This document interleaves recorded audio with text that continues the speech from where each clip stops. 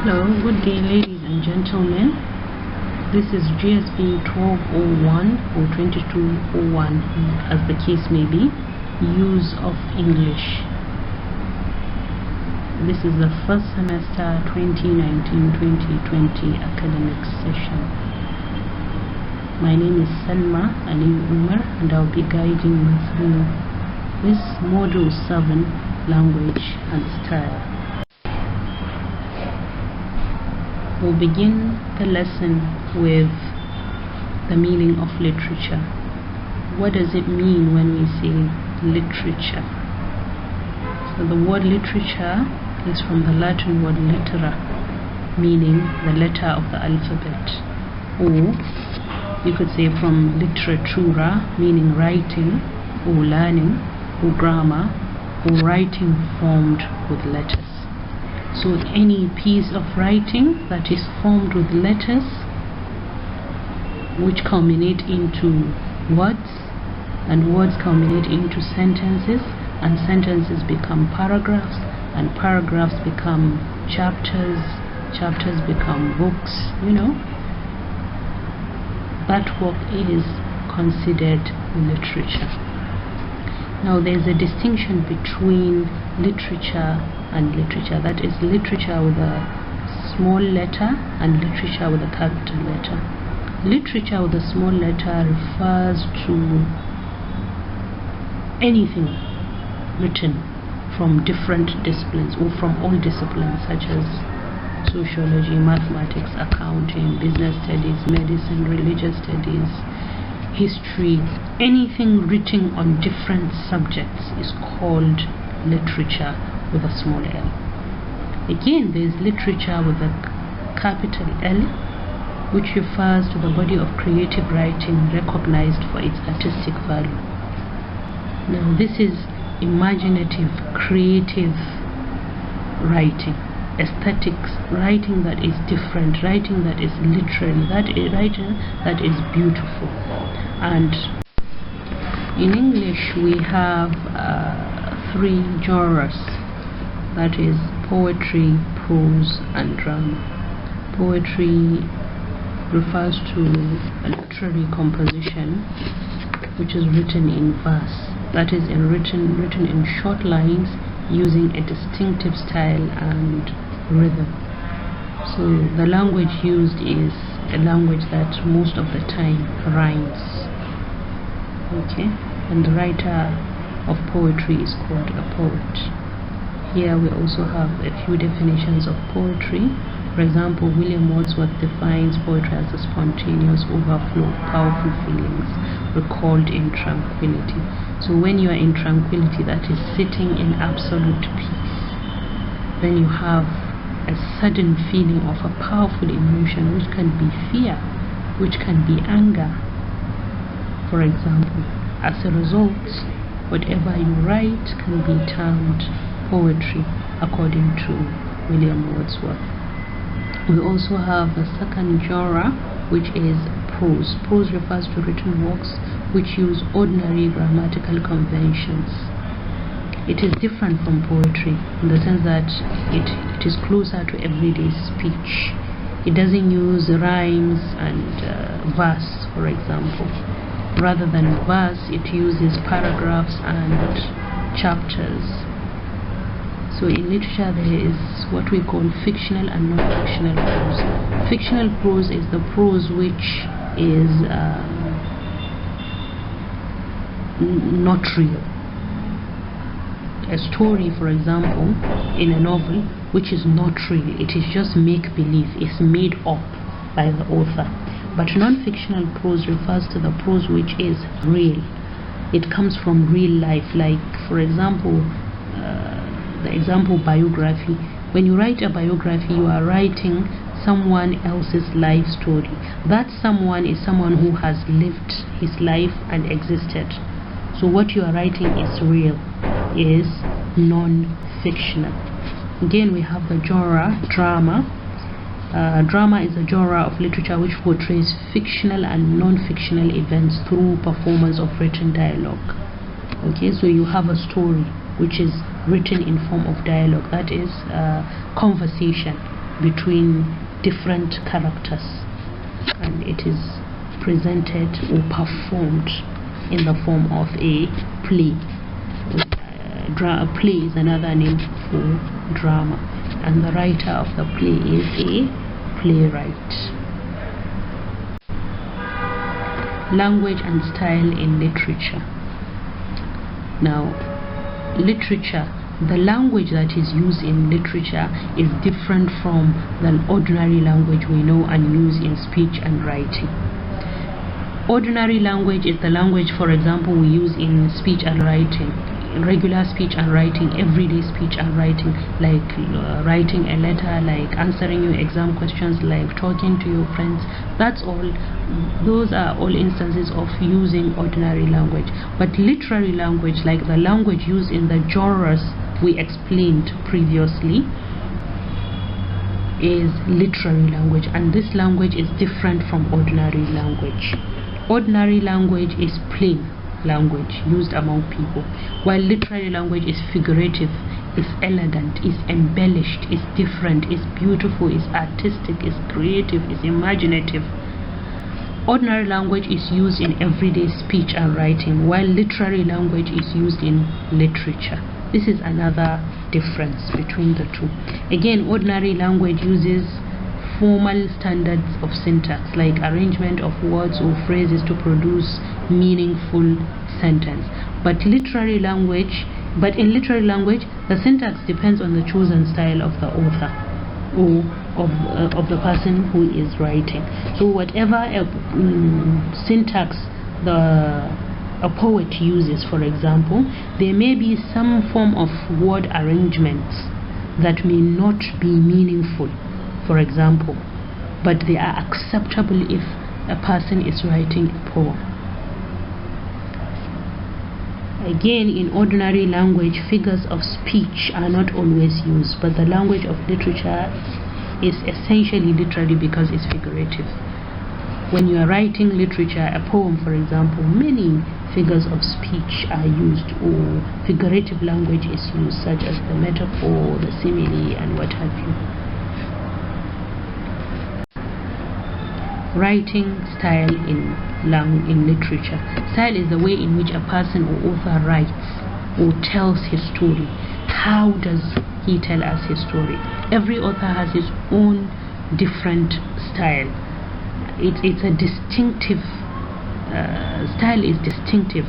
Many authors, there may be similarities between authors, but what distinguishes one author's writing from another is his style. Now, style describes the way an author uses language devices. For example, the grammar he uses, the tone he uses, the word choice, the figurative or creative devices he uses to create his work of art, that is his poetry, his play, or his prose. Now, the style is something that differentiates one author from another, as I stated earlier, and it is also one of the things that defines the author's genius in writing.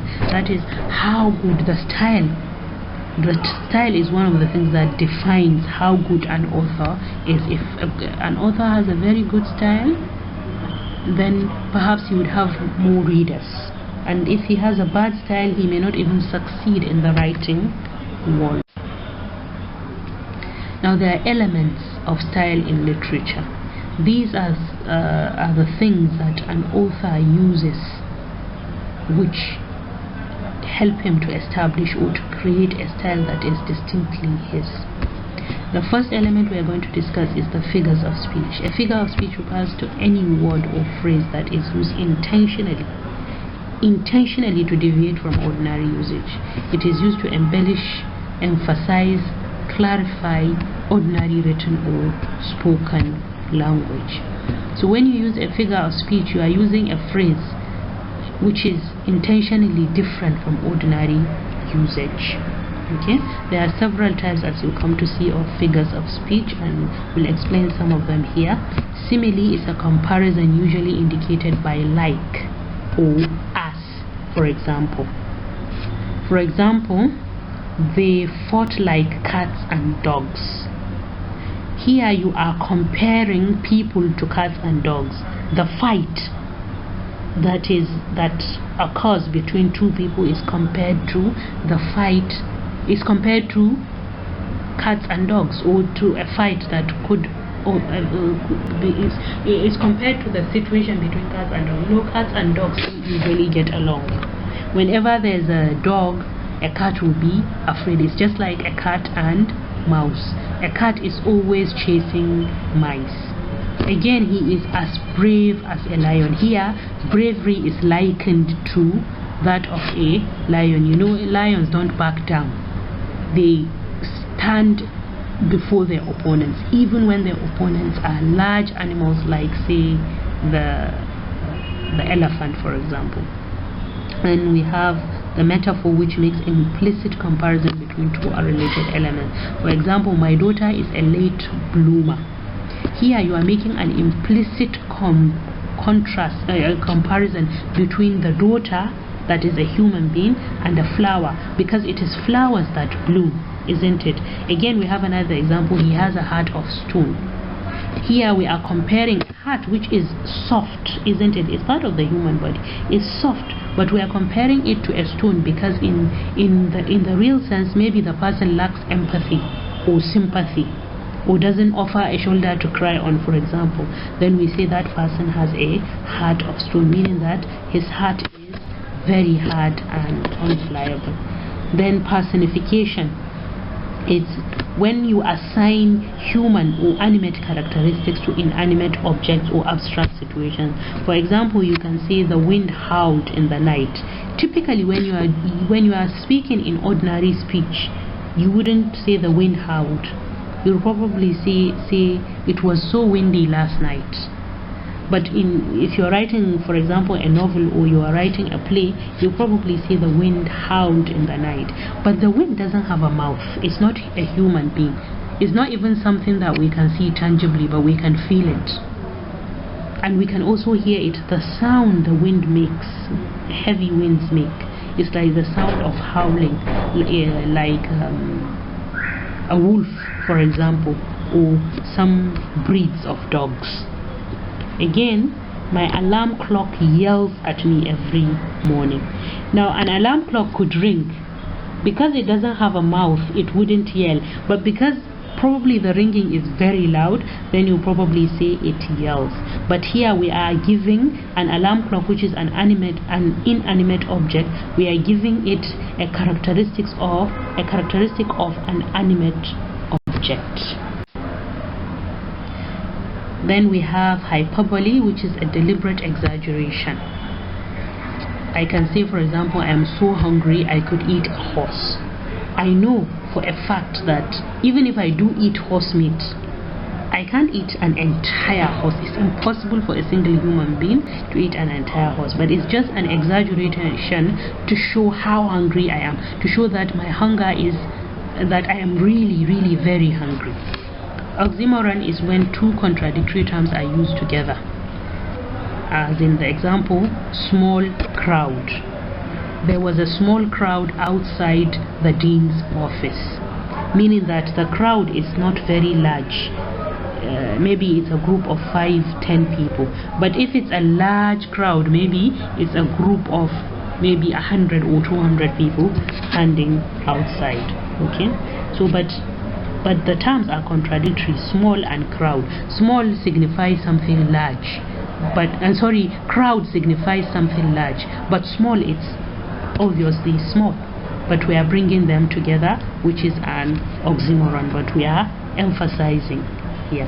And then we have alliteration, which refers to a repetition of the beginning sounds from neighboring words. Money, matter.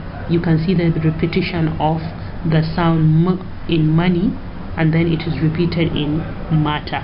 Power, play, the repetition of the sound p. Baby, bump, the repetition of the sound b. Then we have onomatopoeia, which refers to a sound which resembles what it is describing. For example, splash of water, tinkling of bells. For example, tinkle, tinkle, tinkle, tinkle. That's how gilling, gilling, gilling. That's the sound of the bells, and it is a sort of tinkling. and when you throw water out, it will probably make a splashing sound.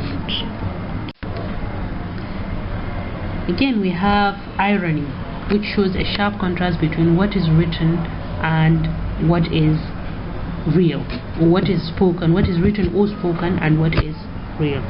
For example, if someone harasses you, assuming someone harasses you, pushes you around, says unkind things to you, but once the person finishes, you just dust your attire and you say, how nice of you.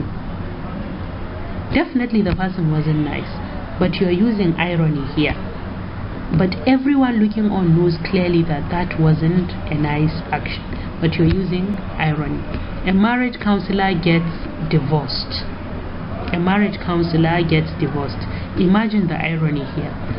A person who is supposed to make marriages work is supposed to advise people on how to rectify their mistakes and how to make up for their differences in their marriage and to stay with each other in peace, is now getting divorced.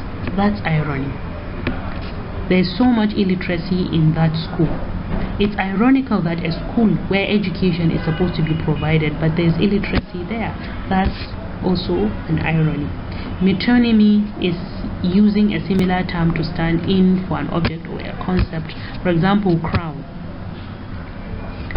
A crown is used to define or to stand in for the royal family. So when we say, for example, the crown has decreed that from now there will be so-so, for example, the crown has decreed, meaning that it's not the actual crown that decreed, but it is the royal family that gave out the decree. Then another example is suits. You can use the word suits to in place of, say, business people that will go to work wearing suits. Business people like bankers, like people that work in offices generally, or lawyers. Those are all suits, in the sense that they wear suits to work, and so we use the word suits to refer to them in sentences. Again, we have another element of style, which is the theme in literature. The theme is the central idea. Whenever you have a poem, you have a play, you have prose, that is a novel or a short story, there is a central idea which the author is trying to portray, or which an insight about a given subject which the author is trying to portray, or you, the reader, will uncover in the process of reading. It is the idea that the writer wishes to convey to the reader about the subject of the text. So definitely you don't write in a vacuum. You don't just write for the sake of writing. There is something. If you write a novel, there's probably something, some message you want to get across. Now that message or that idea you want to get across, or that insight, is called the theme. Now every element which the writer uses to create his story, the characters, the plot, the setting, the figurative language, the form, combine to form combine really to help the author to pass across the message. To pass across the message he is trying to pass across in the process of writing. Again, we have another element of style, which is suspense. Some writers want to keep you reading up to the end of their text, so they keep you suspended. They don't tell you actually what happens. They keep you in a constant state of anxiety and apprehension, because you are uncertain what will happen next. Will the character get killed? Will the character get hurt? For example, somebody is hiding something away from another character. Will that character uncover what is being hidden from him? That's suspense. So suspense is built in literature, it's built into writing, and it's part of the style of a writer. Okay, suspense could be created using the element of using facts or atmosphere, mood, action. These are all elements of the story which can be utilized to create suspense. For example, the atmosphere. If it's a written story, the author can tell you it is dark, for example, and there is absolute silence. The only thing that could be heard is probably the distant wailing of a bird, or the distant chirping of a bird, or for example a dog howling in the distance, and maybe the sound of the wind. You understand? This is also an element that can be used to create more suspense and create uncertainty. What will happen? And it will lead the reader to continue to read, so that he or she can find out what happens next. Then there is also another element of style, which is the setting. Setting in literature refers to the location and time, that is, when the story happened and where it happened. It is usually in the beginning of the text that we are told, okay, the story happened in a so-so place. For example, in the African context, if you look at Chinua Achebe's Things Fall Apart, for example, that's an example that readily comes to mind, and some of us have read it. Chinua Achebe's Things Fall Apart opens, right from the opening, we are told that this is the village of Umofia. And of course, further on in the text, we are told that Umofia is situated in Igbo land. Okay, so even if Umofia in real life doesn't exist, but it's situated in a real life environment, which is the Igbo land. Okay, so in text, in certain literary texts, the story, the setting of the story, that is where the story is set, may be fictional or non-fictional. Some stories are set in real life locations. In some stories the author just creates the locations. The locations are not real, they don't exist in real life. Okay, so the place in a story may include the physical environment. It can also include the weather. Maybe it's rainy, maybe it's the Harmattan season, maybe whatever the season it is. The social and cultural surroundings also matter. They are all important elements in the story. Now, the time covers the time, maybe the time in a character's life, maybe the character when he was young, middle age, or when he was old, or when he's old, or even a combination of all of them. Then of course the time of year and the time period, maybe it's in the present, the past, or even in the future. Plot. Finally, plot is an important element in the telling of a story, especially a story. A plot refers to the sequence of events that collectively make a story, whether the story is narrated, dramatized, or sung. Now, there are interrelated actions or events that happen in a story. A character A and character B meet and discuss social issues, or an action happens between them. Character C and E meet. So different actions culminate or come together, or different actions or events come together to form the entire story. Now, the plot is the sequence in which these actions, is the way in which these actions, the organization of the way in which these actions happen. Normally it follows a cause and effect principle, meaning that, for example, character A kills character B, okay? Or let's say character B is arrested because he killed character A. So the killing, character A kills character B, is the cause, and the effect is that as a result of the killing of character A, character B is arrested and tried for the crime and probably sent to prison or maybe sent to be executed, as the case may be. So plot is also just like the other elements, it's also an important element of style in writing.